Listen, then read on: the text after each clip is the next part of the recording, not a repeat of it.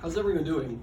Good. How are you? If you can't tell, my voice is dying and I've had 2 cough drops because this week has been amazing. There you go.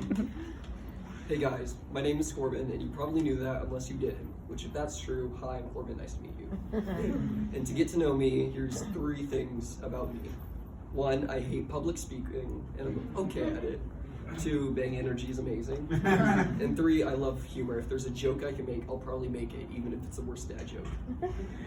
Those last 2 things have something to do in common. They are both coping mechanisms. We all have them. They're just something to help us get through a tough time when life sucks and we want to feel better. But I'll admit, one of them is good for me, one is not. I probably shouldn't drink as much as I do of these. But the sad thing is, a lot of teenagers don't know the difference between the two. Which is why so many people, especially today's youth, are struggling with depression and anxiety unlike anything you've ever seen before. Around 38% of teenagers struggle with depression, and 9% of high schoolers have attempted suicide in the past year. Because things are becoming overwhelmed and we don't know a positive way to handle it, which can lead to some really dark places. Which is why things like self-harm are so prevalent in today's society. That leads me to my main point.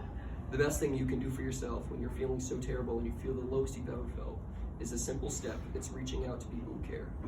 Sometimes that's hard to do. It's hard for me to do that because I know what it's like to struggle with depression and suicidal thoughts because I've had them since 6th grade.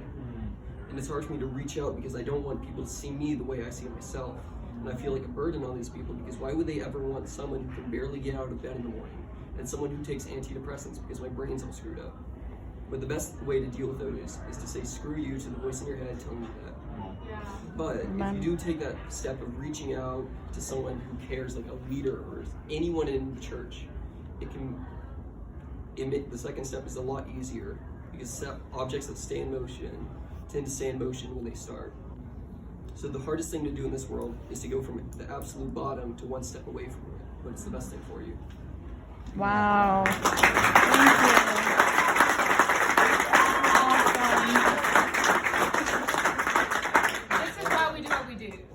Someone who starts their speech with "I hate doing this and I suck," but can move a room like this shows just how far. Amen. Great job.